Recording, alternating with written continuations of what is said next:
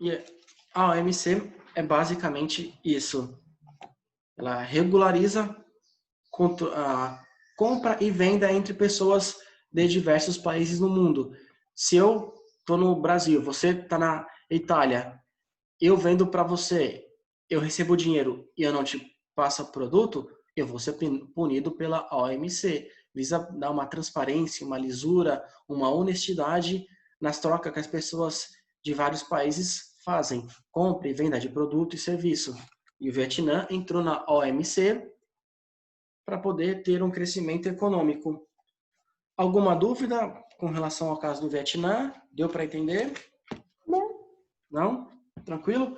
Agora a gente vai comentar o caso de Cuba, bem próximo dos Estados Unidos. Deixa eu só ver se ele mandou alguma coisa. Acho que caiu a internet mesmo. Enfim, faz parte. Uma pena que tenha caído a internet. Vamos lá, página 191. Um caso de Cuba. Cuba, a maior ilha do mar no Caribe, na América Central, tornou-se conhecida, entre outras coisas, por ter optado pelo socialismo, apesar de sua proximidade geográfica com os Estados Unidos, país símbolo do capitalismo. 170 quilômetros separa Cuba dos Estados Unidos. 170 quilômetros não é nem a distância daqui até São Paulo. Não é algo assim muito grande que separa um país do outro. Tanto que tem muitas pessoas, milhares, ao longo dos últimos anos, que saem de Cuba e vão para os Estados Unidos em busca de uma oportunidade melhor, de um crescimento. É próximo se a gente considerar em termos de divisa com outro país. A gente aqui está muito mais longe do Paraguai, do Uruguai, da Argentina. Os cubanos estão bem próximos dos Estados Unidos. Cuba já é um país capitalista? Ainda não. Não, né? Não, ainda não. Venezuela também não é. A Venezuela ainda não. A Venezuela sofre muito a intervenção do Estado na economia e aí tende a ter um descrescimento, só andar de cima para baixo, porque o que aconteceu na Venezuela? O governo chegou e falou, olha, finge que é um papel higiênico. O papel higiênico só pode custar tanto. Só que para o comerciante ter na loja dele, no mercado, ele gasta mais do que isso. E aí, o que aconteceu? Os que vendiam papel higiênico passaram a aumentar o valor do arroz, do feijão, do óleo, de tudo, e tudo ficou mais caro.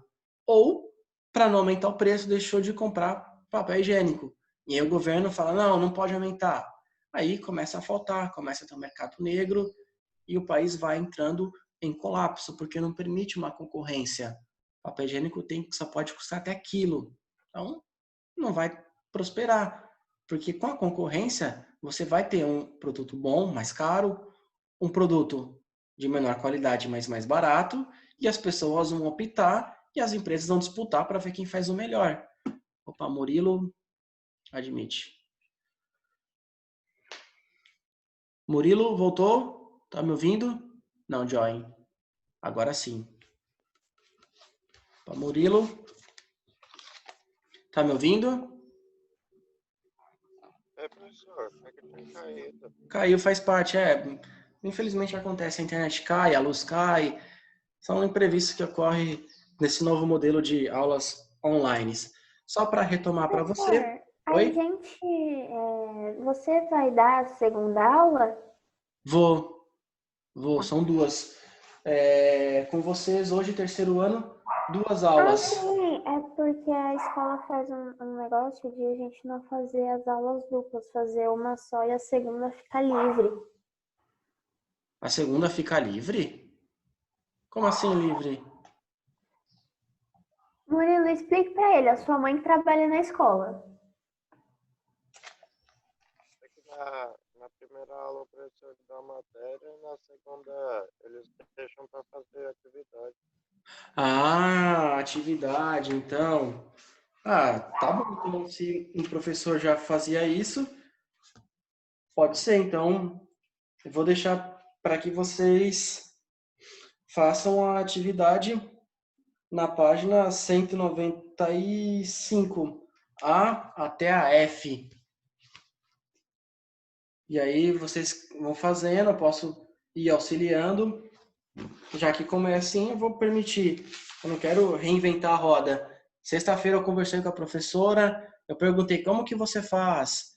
Ah, assim, qual é o modelo de avaliação? Desse jeito. Não quero mudar tudo. Se ela está fazendo desse jeito, vamos dar continuidade. E aí, deixa para semana que vem, então, o caso de Cuba. E, se der tempo, o caso do Chile, que também é algo muito curioso. O Chile é complexo. Antes de vocês fazerem, só uma parênteses entre o Chile. É talvez a única ditadura à direita que existiu, porque no Chile você tinha uma liberdade econômica imensa. Você podia abrir sua empresa, o governo não controlava o que tinha que ser vendido, o que não podia, o preço daquilo, o preço da... Era uma liberdade tremenda. O ditador, ele chamou universitários da Universidade de Chicago e apelidou ele de Chicago's Boys, que eram jovens universitários estudando economia. Vem para cá, Chicago Boys, sei o quê. Trouxeram os Chicago's Boys, liberdade econômica, menos impostos, reforma da Previdência, reforma administrativa, uma liberdade econômica total. Você podia vender o que você quisesse. O governo não controlava, menos impostos, menos burocracia. Era uma maravilha do ponto de vista econômico. Só que, entretanto, todavia, você podia vender o que quisesse, mas se você fosse contra o governo, se declarasse comunista, ele simplesmente pegava você, colocava no helicóptero e falava: ah, é comunista, sabe voar? Voa. Aí você caía, você morria, pô, não sabe voar. É sério. É um país assim bizarro que foi o Chile. Você não podia ser comunista, você morria, te jogava do helicóptero e falava: voa aí, comunista. Pô, não sabe voar, morreu. Por ser comunista sabia voar. Mas você tinha liberdade econômica. Era uma ditadura, porque você não tem liberdade, você não pode falar o que quer, não pode ser anarquista, capitalista, comunista, é uma ditadura, você não tem liberdade de expressão. Mas ao mesmo tempo você tinha um crescimento econômico, uma liberdade econômica. Todos os outros casos eram ditaduras socialistas e entraram em colapso. Já o Chile não. Tinha uma ditadura, matava muita gente, milhares de pessoas, só que tinha um crescimento econômico. Era um caso curioso que a gente vai ver mais para frente. Comparando com Cuba, Cuba ainda sofre N problemas socioeconômicos. Beleza? Deixar vocês então fazendo a página 195. Essa aula vai até 8h30, se eu não estiver equivocado, né? 8h40. Deixa eu Isso. ver. Ela acaba agora 8 horas, aí começa a segunda, que vai até 8h50. 8... Ah, não, perdão, é isso mesmo, você tem razão, 8h50. Começou 7h10. Contar de 7h10, não de 7 horas. Tem razão. Beleza, eu vou deixar vocês fazendo essas questões, dar uns minutinhos para vocês e daqui a pouco a gente corrige junto, pode ser? Aham. Vou deixar uns. São 6 perguntinhas, 10 minutos, tá bom? 15? 10 minutinhos então. Vou deixar vocês respondendo.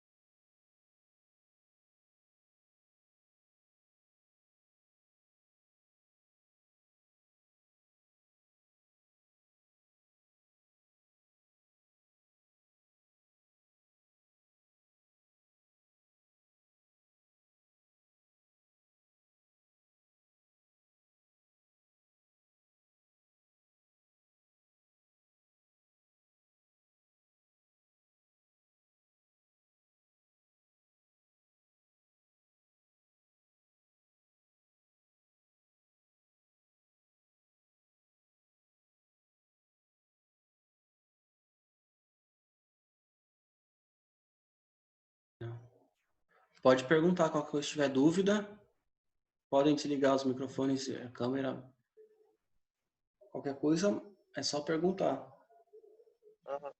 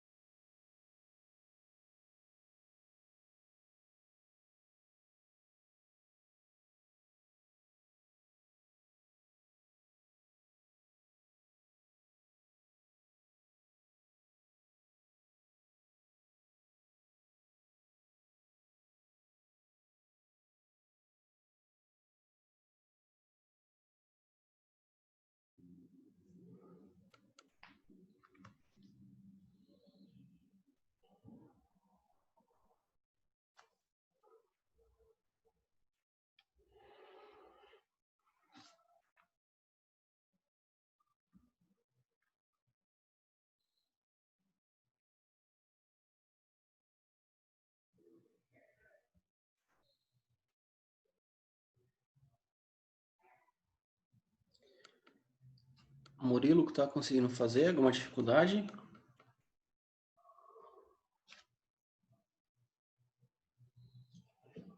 Tirei o mudo, Rádio. Professor, Oi? tô Conseguindo? conseguindo fazer sim. Qual? Acho que a Rafa caiu. É, a Rafaela caiu. Deve ser a internet, a luz. Faz parte, né? É, Acontece. já Infelizmente tá acontece. acabando aqui. Uhum. Conseguiu fazer todas por enquanto? Alguma que você teve mais dificuldade? Não, eu já tô na D já. Na E? Isso. Beleza.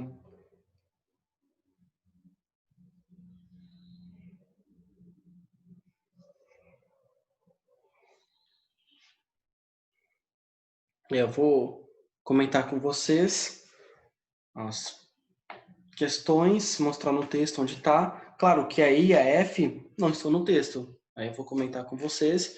E eu não sei de quando é esse livro, quando que foi feito. Porque a história ela vai se escrevendo, a gente vai presenciando a história com o passar dos tempos. A resposta daqui do livro Sei. já não é a mesma do que a gente vive em 2020. Já é outro acontecimento. A gente está vivenciando outra Aham, história. Eu vou esperar só a Rafaela voltar para comentar. aham. A história a gente tem que estar sempre acompanhando. Por isso que é importante a gente acompanhar os noticiários, o que acontece no Brasil, no mundo, para a gente poder dizer para os filhos, para os netos, fazer um concurso, uma prova, entender que a história está sendo escrita a todo momento. Aham. Aí, se você colocar um jeito ou outro, eu vou considerar certa. Porque quando esse livro foi feito, era um outro governo. Agora é outro. Então, Aham. se você colocar, tá certo. Que a gente está no 2020. Se a gente tivesse em 2015, 16, seria outra resposta, por exemplo. Sim. Mesma coisa para F. Uma coisa é a relação Estados Unidos e Cuba com Barack Obama, outra coisa é com Donald Trump. Obama tinha um jeito, Aham. o Trump outro. Então, o que você colocar e a Rafaela estão certos.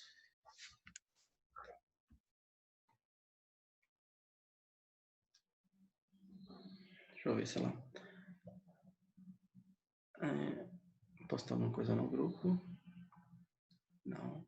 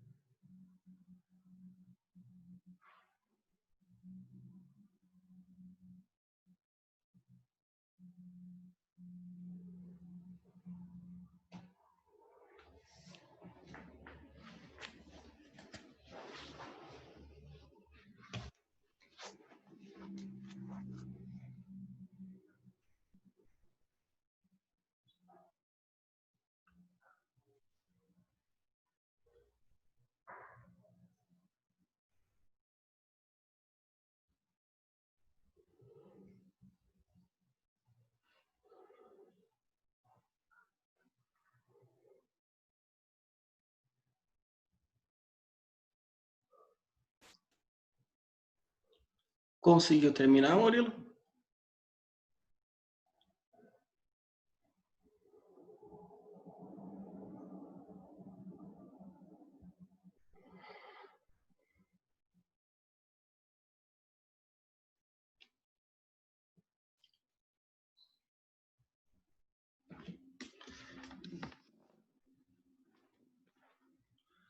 Eita, Murilo saiu. Agora eu fiquei sozinho. Saiu, caiu, faz parte. Espera eles voltar.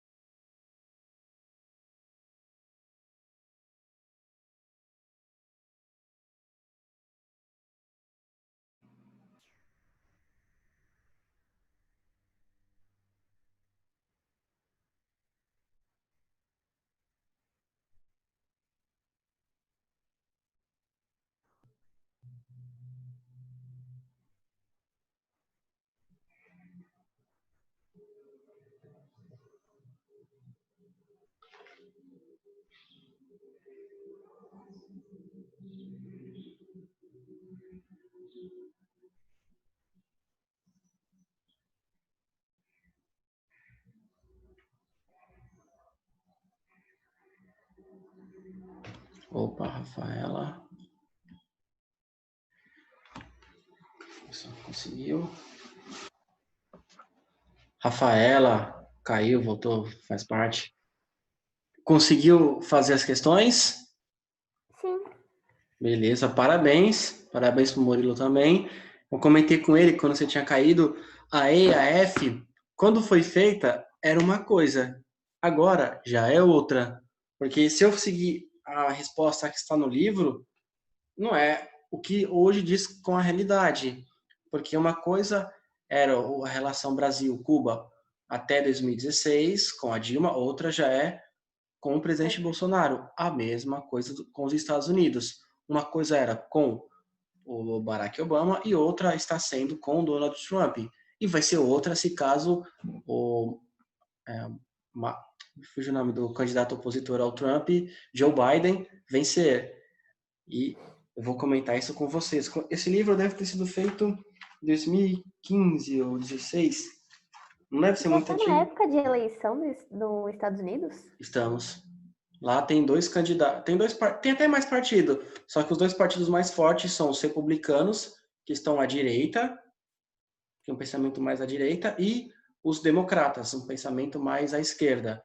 E é o Trump pelos republicanos e o Joe Biden pelos democratas, que é o partido de esquerda nos Estados Unidos. Então já teve o primeiro debate, os debates vão continuar ocorrendo e vamos acompanhar. Você sabe como é que funciona a eleição lá? A diferença do Brasil? Não. Enquanto ele não entra, Vou comentar aqui contigo. No Brasil, quem tem mais voto vence. Ele voltou. Aê, boa. Murilo tá entrando. Deixa eu só comentar se não perder o fio da... Ver se ele conseguiu fazer. Murilo, conseguiu fazer as questões? Isso. Beleza. Antes de explicar, só vou terminar o que eu estava falando para a Rafaela, referente às eleições americanas, e depois corrigir rapidamente. Aqui no Brasil, quem tem mais voto vence a eleição para presidente. Lá não. São 50 estados. A eleição é por cada estado. E funciona com os delegados. Como assim? O mais votado na Flórida pega todos os delegados para si. Vamos supor que na Flórida são 5 delegados. Se o candidato A vencer, ele pega todos os delegados. Em Miami, são outros 4 delegados. Em Washington, 5. Na Califórnia, 6. E assim vai sendo. A eleição é por cada estado. Aí eles vão ver quem foi mais votado nesse estado. Foi o candidato A. Então, 6 delegados para esse. E nesse, A ou B, 4 delegados para esse. E assim vai indo com cada estado. Quem vence? Os delegados. No final, quem tiver o maior número de delegados é eleito o presidente. Tanto que em 2016 a Hillary teve mais votos, porém o Trump venceu por causa da questão dos delegados, que você tem que vencer no maior número de estados possíveis para que você vença a eleição. É diferente da nossa. Beleza? Então, por isso que falam que ele não ganhou justamente. Justamente a gente considerar a maneira do Brasil ser. Se a gente considerar como que o Brasil faz, é considerado injusto. Ou talvez o americano possa olhar para o Brasil e falar: essa maneira sua é justa? Qual seria a justa? É meio relativo. Seria como se no Brasil já pensou se fosse a mesma coisa? Cada estado vai ter um número de delegados. Aí o cara vence em São Paulo, fica com 2. Vence no Rio com 1. No Espírito Santo com 3. E aí vai somando. Enfim, é um jeito diferente. A Hillary teve mais votos direto, porém o Trump venceu por causa dessa questão dos delegados. Ele venceu no outro estado. Aí quando for somar os estados que ele venceu, tinha mais que a Hillary. Por isso ele acabou sendo eleito. Que os estados que a Hillary venceu, tinha mais votos. Porém, não era o suficiente número de delegados. Beleza? Vamos lá para a correção. Qual era o objetivo dos Estados Unidos ao impor o embarque econômico a Cuba? O que vocês colocaram? Enfraquecer a economia. Boa, isso mesmo. Mesma coisa, Murilo? Eu coloquei isso aí mesmo. É isso mesmo. É enfraquecer a economia, prejudicar economicamente falando. É isso mesmo. Tá aqui, o embargo estadunidense a Cuba, e vai ter também mais no texto, aqui lá no alto. B. As restrições referem-se apenas à relação econômica entre Cuba e Estados Unidos? Murilo, Rafaela? Eu coloquei que não. Isso, boa. Certinho, parabéns. Aqui, se a gente olhar na página 195, lá no alto, 1996, Lei Helms-Burton, não sei se é assim que pronuncia, estabelece sanções para empresas estrangeiras, ou seja, francesa, italiana, brasileira, etc., que negociarem com Cuba. Ou seja, se alguém negociar com Cuba, os americanos vão punir, justamente para continuar enfraquecendo Cuba. Isso mesmo. Como o governo cubano conseguiu reagir ao bloqueio econômico? Alguém? O que vocês colocaram? Eu falei que Fidel Castro estreitou os laços com a União Soviética. Exatamente. Isso mesmo. É isso mesmo. Certinho. Tá também no texto, na página anterior, que ele estreita as relações, que ele vende muito açúcar para a União Soviética. E depois, aqui no texto, na 194, está até grifado: o abalo decorrente da democratização do leste europeu e o fim da União Soviética, que enfraqueceram Cuba no aspecto econômico. Aí a D pergunta se nos anos 90, no governo Bush, o embargo diminuiu ou aumentou? Se a gente olhar de 92 em diante, o que vocês colocaram? Coloquei aqui que ele aumentou. Aumentou isso mesmo, certinho, parabéns. Porque, ó, proíbe subsidiárias estrangeiras de fazerem negócio com Cuba. Ou seja, se uma empresa francesa quiser fazer negócio com Cuba porque é vantajoso, os americanos vão punir. Teve essa lei de 96. Depois amenizou o bloqueio. Aí o governo Bush, em 2006, intensifica investigação e punição a quem for para Cuba e já de outro país. Nos anos 90, no governo Bush, intensificou. Com Obama, houve uma tentativa de reaproximação, de acordo, com o Papa Francisco intercedendo, tentando negociar para que isso diminuísse ou acabasse. Agora, EIAF. Qual a posição oficial do governo brasileiro frente ao bloqueio imposto a Cuba? O que o governo brasileiro acha em relação a esse bloqueio? Qual o posicionamento do Brasil com relação a Cuba? Quando esse livro... Alguém colocou alguma coisa? Quer ajudar? Eu coloquei que combater era essencial para os grandes capitalistas e seus governos. Sim, claro, os grandes capitalistas querem combater isso, querem que o país abra para o capitalista colocar o seu dinheiro e ter um lucro muito maior. Esse é o interesse. Ninguém gera emprego, abre uma fábrica porque é bonzinho. O cara acaba gerando emprego, mas é porque ele quer o lucro. Exatamente. Quando esse livro foi feito, ainda era a época do governo Dilma. E aqui está relembrando que o Brasil emprestou dinheiro para Cuba fazer o porto em Mariel. Cuba não vem pagando e não vai pagar. O Banco Nacional de Desenvolvimento emprestou dinheiro para um país de fora. Enfim, faz parte. Se é Banco Nacional, teria que ser nacionalmente falando. Não consigo entender por que o Banco Nacional empresta dinheiro para outro país e nunca vai devolver. E teve a questão do Mais Médicos, que até o governo Dilma e Temer tinha os médicos cubanos. Com a eleição de Jair Messias Bolsonaro, ele entendeu que isso estava sendo errado na visão do Bolsonaro, que havia uma exploração, que ele queria pagar diretamente aos médicos, queria revalidar o diploma, e Cuba falava, não, eu pego boa parte dos salários dos médicos, 80%, não porque eu sou ruim, mas porque eu vou financiar a minha medicina, faculdades públicas, e é assim, ponto final. E aí houve essa divergência com relação a Brasil e Cuba, pensamento do novo governo brasileiro e o que Cuba dizia, e o programa Mais Médico foi extinto. E o Brasil possui mais relação diplomática hoje com os Estados Unidos do que com Cuba, em virtude da posição ideológica de ambos os presidentes. Se o Joe Biden vencer, já vai haver uma diferença. Vocês estarão vendo a história ser escrita, pode anotar. Ele vai impor sanções ao Brasil, tem a questão da floresta amazônica, então vai ser uma outra história e vocês vão estar vendo a própria história sendo escrita, como isso que a gente foi há pouco tempo atrás. Beleza? Alguma dúvida?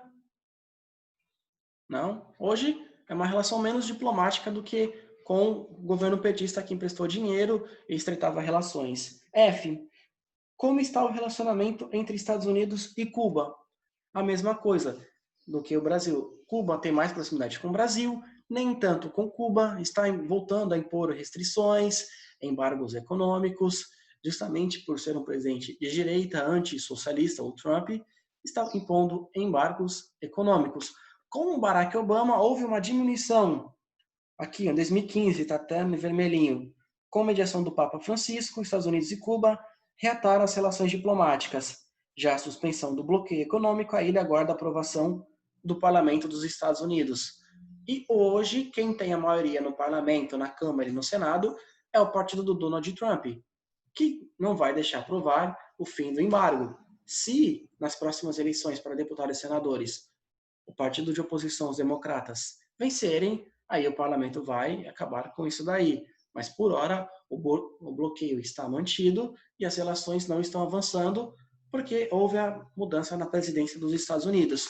E é por isso que vocês têm que acompanhar as eleições americanas, porque é a geopolítica mundial. O que acontecer esse ano vai definir Brasil, Cuba, China, União Europeia, de acordo com o que cada um pensa. Um pensa mais à direita, o outro mais à esquerda. Se esse vencer, esse vai impor a sua linha. Se esse vencer, esse vai impor o seu pensamento.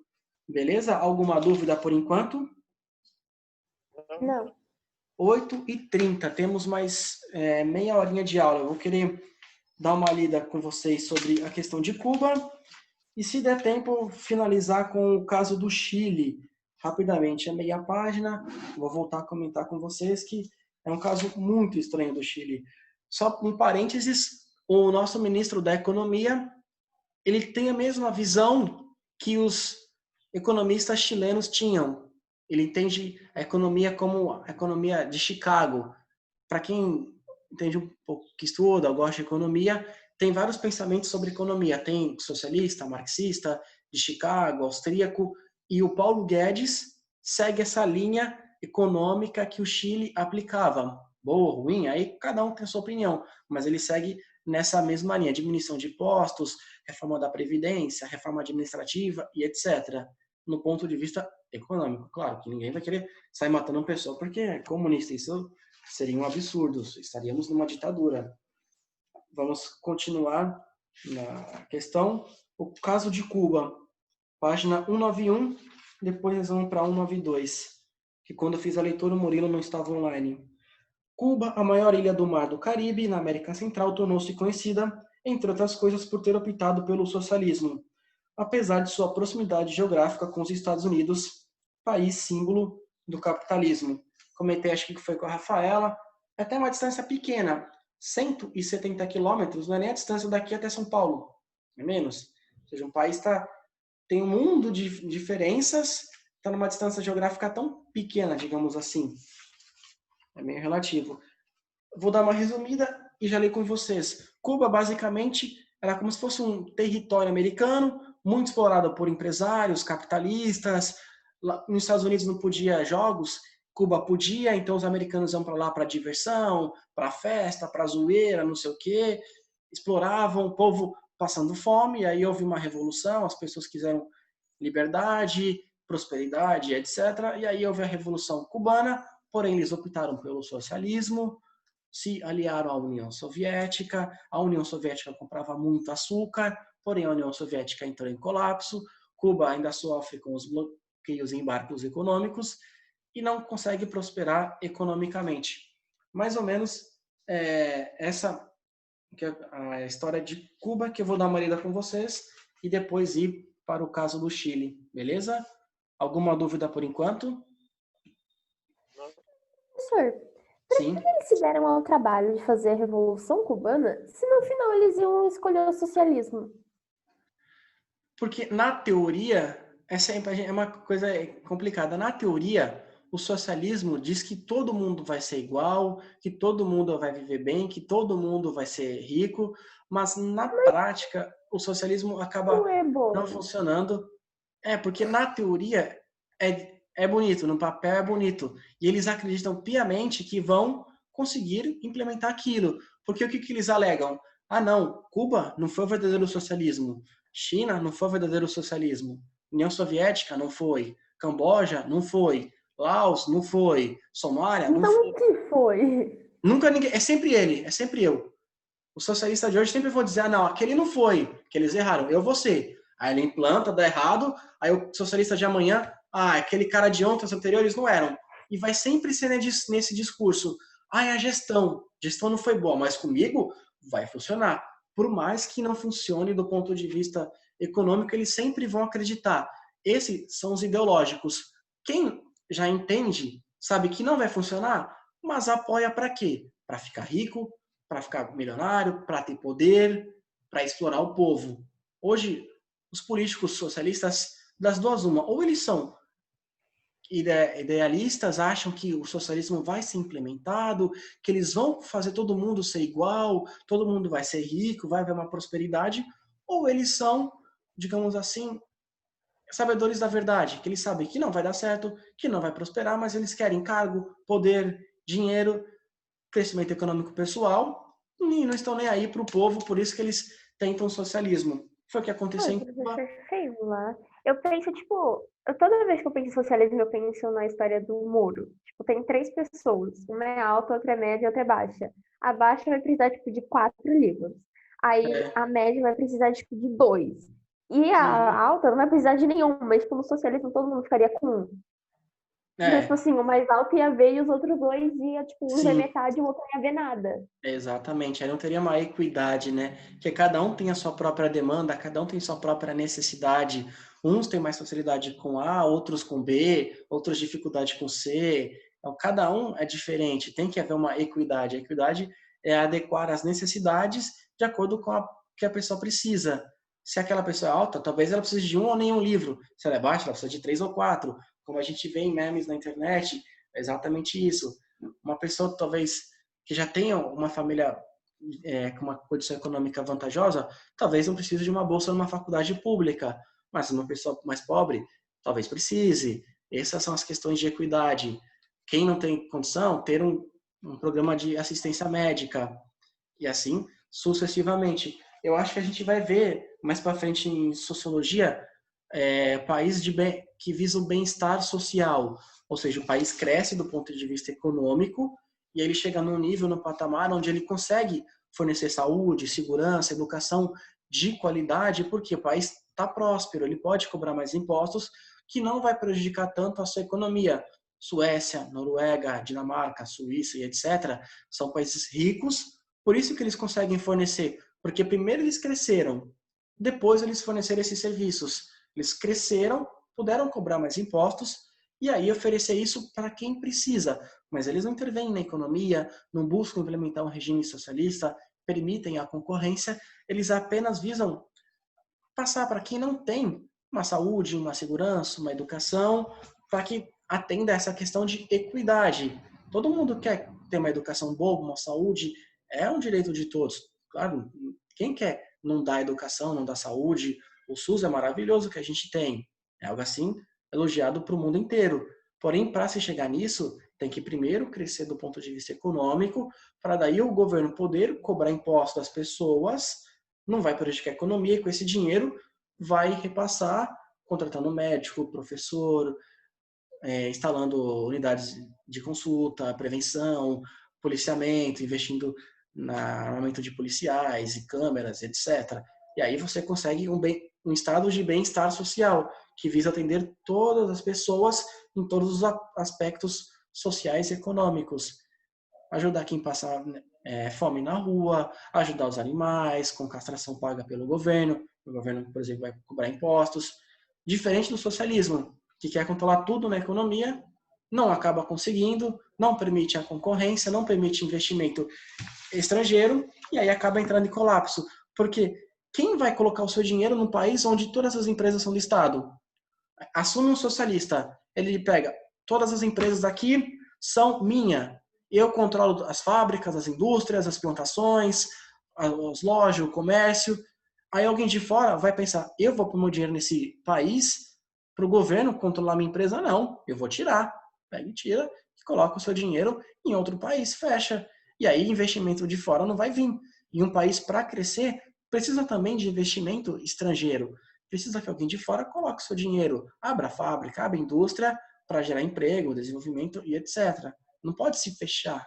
Se fechar, acaba falindo. A gente viu no Vietnã, mesma coisa. Tentou regime socialista, não deu certo e aí acabou não prosperando. Não sei se dá tempo nessa aula de continuar explicando por que o socialismo não dá certo, mas é basicamente isso, porque ele não permite a concorrência, o governo quer controlar tudo, o governo quer ser único a plantar, a cuidar de carne, boi, vaca, etc. O único a controlar todas as fábricas, o único a controlar todo tipo de comércio e não consegue, porque não vai atender às demandas das sociedades. Porque quem sabe o que é preciso em cada local é o seu pequeno comerciante, tendo como base, por exemplo, o Colégio Aquarela. Ali a gente tem, né, do lado da ETEC, uma padaria, tem um mercadinho. Ele sabe o que a população compra e não compra. Se ele atender a demanda, ele vai prosperar e não vai falir. Se ele não atender a demanda, ele vai acabar falindo. Assim como, por exemplo, o CRIO, o Primus e etc. São mercados que cresceram ou porque oferece uma qualidade tremenda, como o CRIO, você vai no CRIO, tudo muito limpinho, tudo muito bem organizado, precificado, tem uma variedade, ou o Primus, que é mais barato. E aí o Primus cresceu. Por quê? Porque ele atendeu uma demanda da população de Mongaguana, que era uma população que não tinha uma renda muito alta e ele vendia produtos baratos. foi vendendo, foi crescendo, crescendo, crescendo, e hoje está crescendo cada vez mais. Na época que o Primus começou a crescer, tinha um outro mercado, DV. Esse DV não atendeu à demanda da população, não vendia o que o povo podia comprar, não colocava um preço barato, infelizmente acabou falindo. Já o Primus não, o Primus percebeu, tem que comprar essa marca, essa e essa, para vender nesse preço, porque as pessoas vão comprar. E foi o que o Primus fez, as pessoas comprando, o Primus pegando lucro, comprando o produto que a população ia comprar, e aí foi crescendo. Por quê? Primeiro que o Primus tinha um interesse próprio, em crescer e ter dinheiro, por isso prosperou. Segundo que o Primus pensava, se eu não fizer isso, o meu concorrente vai fazer. E aí meu concorrente vai crescer e eu não. Tinha concorrência do CRIO, tinha concorrência na época do DV, de outros mercados em Mongaguá. Por isso que o Primus atendeu a demanda da população. Não porque ele é bonzinho, mas porque ele sabia, se eu não fizer isso, eu vou falir. Então, visando a concorrência, visando o interesse próprio de crescer e ter dinheiro, o cara atendeu às demandas da população. E o CRIO, a mesma coisa. O CRIO não faz algo bonito, precificado, com variedades, porque ele é bonzinho. Não, porque ele sabe, se eu não fizer, o Extra vai fazer. Talvez um dia faça. O Primus, Mercado MO, enfim, outro vai fazer. E se eu não fizer, eu vou acabar vindo a falir. Por isso que ele oferece uma qualidade tremenda. Não porque ele é bonzinho, que ele está preocupado com a gente. É o interesse próprio em crescer. É a concorrência. Se não fosse isso, não íamos prosperar. Agora imagine que o Primus e o CRIO são do governo e você só tem essa opção de comprar. O governo vai fazer qualquer coisa, Dani. Só tenho para comprar mesmo. Então, o governo vai se preocupar, não, tem que comprar dessa marca e dessa marca porque é barato para a população poder comprar. Não, tem que deixar precificado, tem que dar uma variedade. Não, só tem o mercado do governo, a população é obrigada a comprar e dane-se. Aí vai ter um mercado horrível, sem preço, desorganizado, bagunçado, sujo e etc. Porque não está nem aí. Por isso que a concorrência é fundamental. E numa economia socialista não tem concorrência, é o governo que controla tudo. Já pensou o governo controlando todos os mercados? Que absurdo. O governo controlando todas as empresas. Isso tem a concorrência dos mercados. Aí cada mercado tem uma concorrência interna. Vai lá no leite, no arroz, no feijão, no chocolate. Quantas empresas não tem lá disputando entre si? Um monte. Agora, se fosse uma única empresa de biscoito de chocolate, de arroz, de feijão, imagina a qualidade, imagina o preço. Porque não tem concorrência. Então, fora que não é vir investimento externo. Parmalat, empresa italiana, nem viria, por exemplo. Ou outras, nem viria para cá. Não, ninguém vai botar dinheiro num país onde o governo vai tomar sua empresa. Por isso que a economia socialista sempre vai fracassar, porque não permite a concorrência, e não permitindo a concorrência, o governo não vai conseguir atender as demandas do povo. Por isso que vai entrar em colapso. Agora, num país como o Brasil, onde você tem a concorrência, você vai ter o prático sendo bem limpinho, você vai ter o CRIO sendo bem organizado, você vai ter o Primus oferecendo coisa barata. Isso sem falar em lojas de calçado, de roupas, sorveterias, lanchonetes, pizzarias, e óticas, em qualquer coisa que... Colégios, por exemplo, a concorrência, se o colégio não é bom, vai ter uma inauguração de um colégio concorrente. Isso é fato. Vocês veem isso. É normal. Se uma empresa, por exemplo, uma padaria não prosperar, não vender um pãozinho gostoso, a outra vai vender, essa vai falir. A concorrência ela é fundamental. E numa economia socialista, infelizmente, não tem a concorrência, o governo controla tudo, só tem a empresa do governo, e aí tende a falir, a ruir. Por isso que União Soviética, Cuba, Vietnã e todo o país que tentou o socialismo está fracassando, assim como, infelizmente, a Argentina. Vocês podem anotar que, infelizmente, os argentinos vão continuar sofrendo mais e mais ainda. Beleza? Alguma dúvida por enquanto? Não? Não? Deu para entender por que sofre? Uhum. Beleza. Continuando, em Cuba, página 192. Cuba conseguiu sua independência em 1898. 122 anos de independência. Com o exército liderado por José Martí, que recebeu a ajuda dos Estados Unidos. Eles não ajudaram de graça, óbvio. Tem uma frase que diz, não tem almoço grátis, não have free lunch. Então, se os americanos ajudaram, e caiu. Mas vamos continuar porque ela está acabando. Em troca, os Estados Unidos exigiram uma série de vantagens na ilha. Uma delas foi a Emenda Platt, que dava aos americanos o direito de intervir militarmente em Cuba sempre que considerasse seus interesses ameaçados e de instalar bases militares na ilha. Deixa eu ver se ela voltou, não. Por isso, foi instalada em 1903, poucos anos após a independência, a base militar americana de Guantánamo, em funcionamento até os dias de hoje. Na primeira metade do século XX, Cuba sobreviveria principalmente da produção de açúcar que vendia para os Estados Unidos, seu maior cliente. Daquele país também provinha a maior parte dos produtos. A terra estava na mão de poucas famílias cubanas e de empresários estadunidenses com negócios em território cubano. O capital norte-americano controlava boa parte das plantações de açúcar, das usinas, das refinarias de petróleo, do sistema de telefonia e eletricidade. Enquanto isso, a maioria da população alimentava-se mal, morava em casas com colchão de terra batida e tinha dificuldades para prover a subsistência.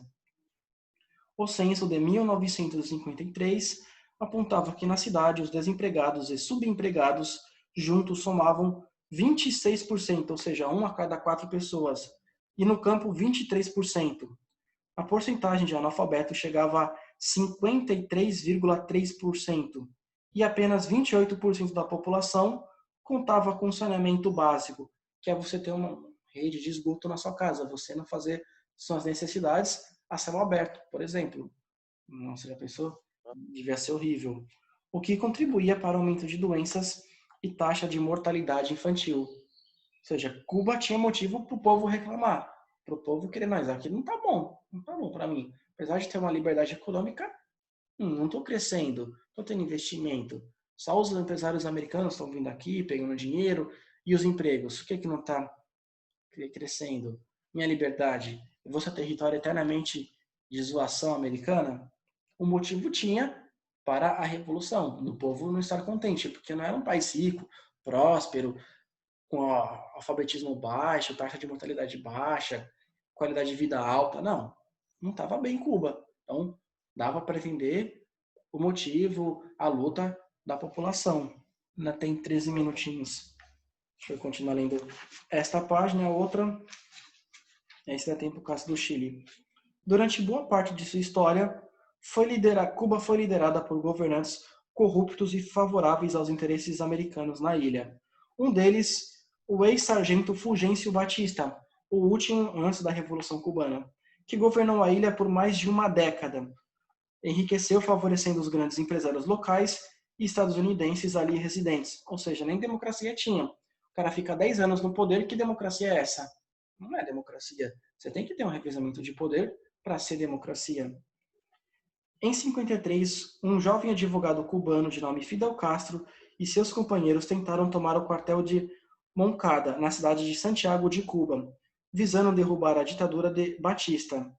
O ataque fracassou, muitos foram mortos, Fidel e seu irmão Raul presos, e 2 anos depois, exilados para o México. Lá reuniram 82 homens, entre os quais o médico argentino Ernesto Che Guevara, e voltaram a Cuba dispostos a derrubar Batista. As forças de Batista, no entanto, surpreenderam e mataram a maioria dos guerrilheiros. Dos 82, sobreviveram 12. Os 12 embrenharam-se nas florestas de Sierra Maestra, em Cuba, e de lá iniciaram uma guerra de guerrilhas contra o governo. Durante a luta, os rebeldes foram ganhando apoio, sobretudo entre os camponeses e operários, e em janeiro de 59, entraram na capital cubana, que é Havana, comandados por Fidel Castro, Che Guevara, Camilo Cienfuegos e Raul Castro, irmão de Fidel. Era a vitória da Revolução Cubana. Ou seja, de acordo com o que a gente viu no texto, a população tinha por que estar revoltada e tinha por que apoiar eles.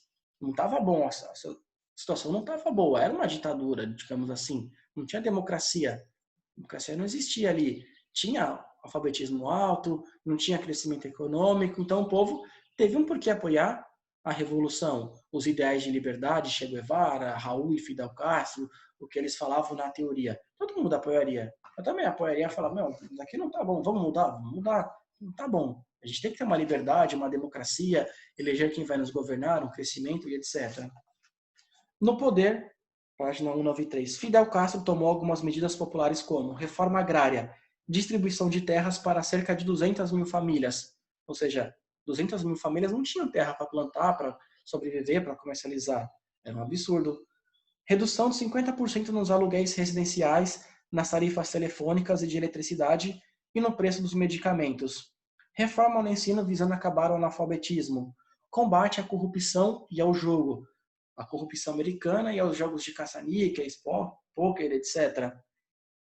Nacionalização dos bancos e das principais empresas americanas estabelecidas em Cuba, refinarias de petróleo, companhia de luz e telefonia.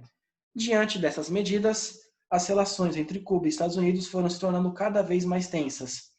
Em 61, o governo de Fidel declarou oficialmente que a Revolução Cubana era socialista.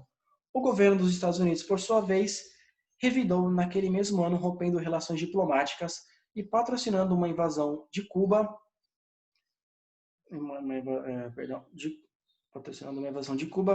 por exilados cubanos treinados pela Agência Central da Inteligência, CIA. O povo cubano resistiu à invasão, formando milícias populares e, com a ajuda do exército, derrotou os invasores na Baía dos Porcos. Conforme a pressão estadunidense sobre Cuba aumentava, o governo de Fidel estreitava laços com a União Soviética, a ponto de permitir que os soviéticos instalassem mísseis em seu território. O governo estadunidense reagiu, mandando bloquear a ilha e exigiu a retirada dos mísseis soviéticos. Depois de prolongadas negociações, a União Soviética retirou os mísseis do solo cubano e a crise chegou ao fim. Esse episódio ficou conhecido como crise dos mísseis em 62 e foi um dos momentos mais tensos da Guerra Fria, quando o mundo esteve mais próximo de uma guerra nuclear.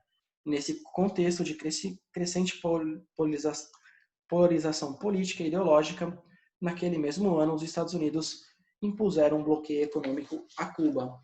Você já viu o filme X-Men Primeira Classe? No filme X-Men Primeira Classe, você já viu? Já? No filme X-Men Primeira Classe mostra exatamente isso. Os X-Men colocando americanos, claro que é ficção, mas colocando americanos e soviéticos um contra o outro para quê? Para que houvesse essa crise. E aí no final é quando de fato ocorre a crise dos mísseis em Cuba, que quase tivemos uma guerra nuclear. Mas esse filme mostra bem isso. Claro que aquilo é uma ficção, não aconteceu. Mas o mundo esteve diante de uma possível guerra nuclear. E tem um livro que eu peguei na biblioteca de Mongaguá, muito bom, deve estar lá ainda, Diários de Penkovsky. Só rapidamente, ele era um militar soviético e ele temia que houvesse uma guerra nuclear. E o que o Oleg Penkovsky fez? Começou a entregar tudo o que sabia para os americanos e ingleses. Foi entregando para a inteligência americana e a inteligência inglesa. Foi entregando até tal ponto que ele foi descoberto e foi morto. A gente não sabe se o que ele entregou foi usado pelos americanos nessa crise dos mísseis. Pode ter sido que sim, pode ter sido que não. Nós nunca saberemos. De repente, os americanos, quando os soviéticos colocaram os mísseis em Cuba, falaram, eu sei disso seu. E os soviéticos foram pegos de surpresa e pensaram, não, vou tirar os mísseis daqui, não vou, senão os americanos vão me vencer, vão me destruir antes que eu possa atacá-los. Ou pode ser que não. A gente nunca vai saber. O fato é que, de acordo com o relato de Oleg Penkovsky, ele foi um militar da União Soviética, desertou e entregou tudo o que sabia para os americanos e ingleses. Tanto os cubanos queriam atacar os americanos. Quem deu para trás, digamos assim, foram os soviéticos. A gente não sabe o porquê. Se foi na diplomacia, se foi na ameaça americana, se foi com Oleg Penkovsky, nunca saberemos. Mas, graças a Deus, não houve uma guerra. Alguma dúvida por enquanto? Não?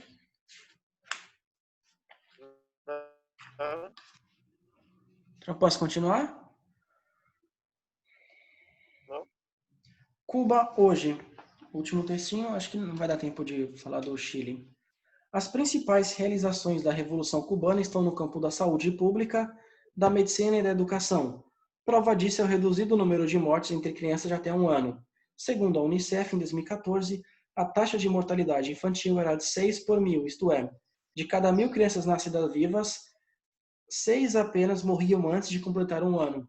Já a taxa de alfabetização era de 100%. Isso é maravilhoso.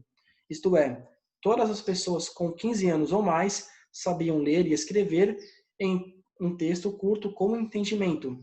No campo econômico, no entanto, Cuba vive hoje uma crise socioeconômica persistente que se arrasta há algumas décadas. Um dos fatores dessa crise foi um abalo decorrente da democratização no leste europeu e o fim da União Soviética.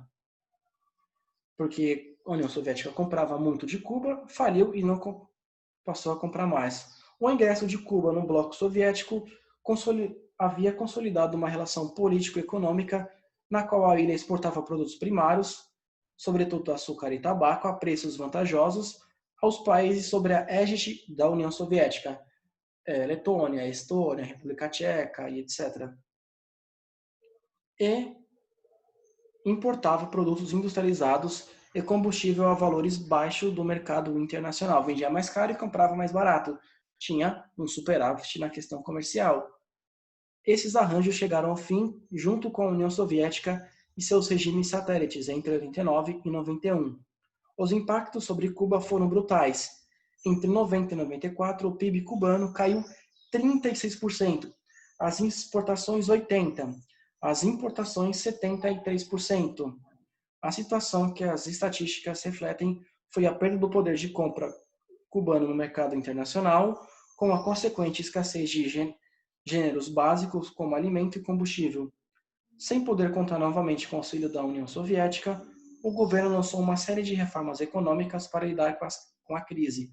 As medidas foram centradas na abertura à iniciativa privada, ou seja, permitir a concorrência, investimento externo, e reforma mais expressiva foi a permissão para que empresas estrangeiras se instalassem em Cuba, ou seja, aquilo que eu já comentado.